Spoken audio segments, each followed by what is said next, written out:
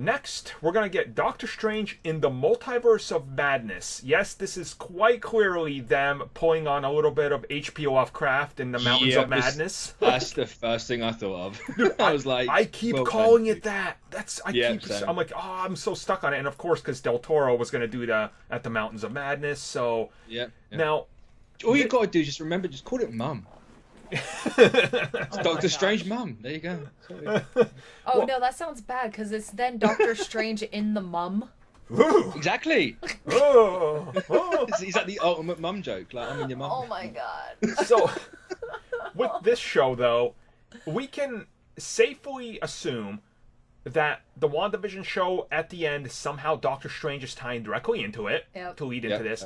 Loki's going through time and space, possibly a connection. We don't know what his tie is. This film, though, Nightmare is going to be the villain. They said it's going to... It's going to be a horror movie. So that's confirmed. Which is the first horror movie in the new MCU. Oh, boy. I mean, it's the first horror movie in the MCU, period. Whoa. Thor the Dark World. I mean, that was too boring to be scary. Like, it's scary how boring the movie is, but the movie itself is not scary. Okay, I'll accept that one. It's still scary, though. But... it's nice that they're letting Derrickson flex. Yes. And he's just like, I'm a horror director, let me flex. And it's just like, you're going to be scared. What people forget is, and I hope Marvel will reveal this at some point, Derrickson used his own money to fund a fan film of a Doctor Strange movie pitch where Nightmare was the villain and gave it to Marvel Studios. And only after seeing that did Kevin Feige, though, look at that and bring it to Marvel and go, though this isn't on our slate right now, look at it. And they were all like, get this guy now and let him do Doctor Strange. So, the dude is clearly coming from a horror background, and I'm glad they're going to let him do it. And people arguing you can't do PG-13 horror. Yes, you can. Yeah, you really can. You can. Yeah, you really can. There's nothing in horror that, says it has to be an R-rated. Right. There's nothing. There's literally, unless you want gore, which that's a completely different thing, but there's nothing that says it has to be So, just so we're clear right now, top PG-13 horror movies: A Quiet Place, Insidious, Drag Me to Hell, The Last Exorcism. Wasn't that a Derrickson movie? The Last Exorcism. Yep. I want to say it was. I know he did Sinister, but I can't remember if he did that. I think of the Emily Rose one. You might, maybe, yeah. The Ring, the others.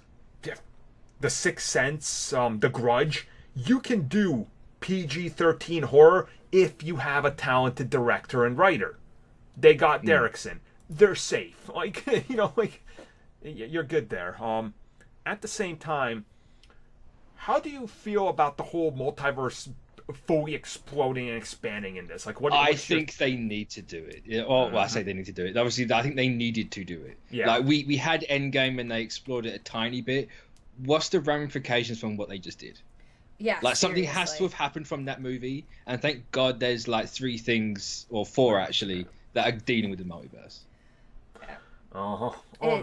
It's going to be really interesting because the multiverse, we've not in the MCU, but people who've watched Spider-Man Into the Spider-Verse kind of realize, oh, there's all this stuff. And you have to almost assume that the same adults, at least, who've watched that movie are going to be watching these kinds of movies as well. So they're going to have a little bit more of an open mind to the multiverse, but then being literally open to the fact that it's not just spiders. It's everything. Right. Yeah. And, I mean, there's still the possibility, guaranteed, in this film, we're getting a few cameos of characters being recast but in some other fashion. Yep. Yeah, I'd put money, right down right now. There's going to be a setup for a what if. Oh, God, yeah. You might see the Marvel Zombies universe. You might see the Captain Britain people. You're going to get something. The 1602 universe, too? Yeah? Gaiman pitched it to Marvel for a TV show and they said no, so maybe. So, here's, imagine if Doctor Strange and Wanda, they go into this multiverse, right?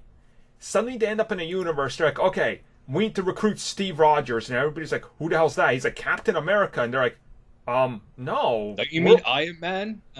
No, or how about if they go, no, don't you mean Captain Britain? And he's like, what?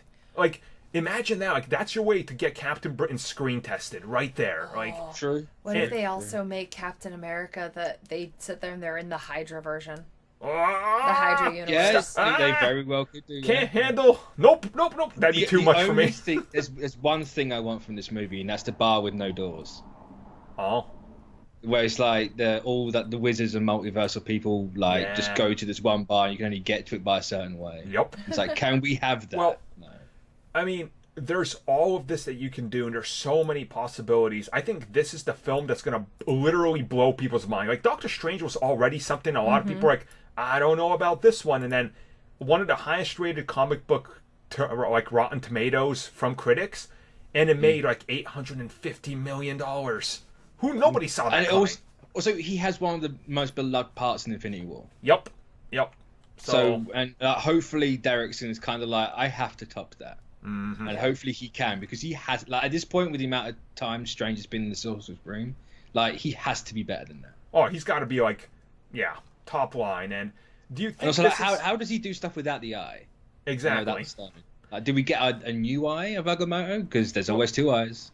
No. And to me, it also brings up the question, and there was rumors a couple years ago that Scarlet Witch was going to co-star in this film, and he was going to kind of take her under his wing and make her sort of groom her to be another sorcerer. It's always been like the ones the fans want. There's always been that one rumor about it, but it's kind of like, it's weird that it's actually happening. Exactly. Yeah. I know you sat there and you speculated there's a possibility that maybe he passes the torch, that Wanda becomes the new Sorcerer Supreme. Oh, I think we get that in like a decade or so after Doctor Strange 3 or 4. I'd say that's going to be the Brother Voodoo setup, or the Doctor Voodoo setup, because we know Derrickson wants that character. He set him up in the first one. Yeah, he did. Which, to be fair, they've both been Sorcerer Supreme. I'm sure, so why not? Yeah, I mean, sure, why not? We're definitely excited about this one. We'll talk more about it because we're going to hear some crazy stuff in castings, and man, I can't wait for some of those set photos. Oh boy. Oh. Like, can you imagine, like, when we see a set photo of Doctor Strange in the multiverse, but it's a comic accurate 60s style costume? Like, dude, our minds are gonna blow. Like, that's gonna happen. Can we get the gloves back, but like, yes, not as cheap as they were in the other movie, right? They almost look like the ones that you had to wash, like you wash your dishes with. Yeah, the old marigolds. It's like, so yeah, we'll come back and talk about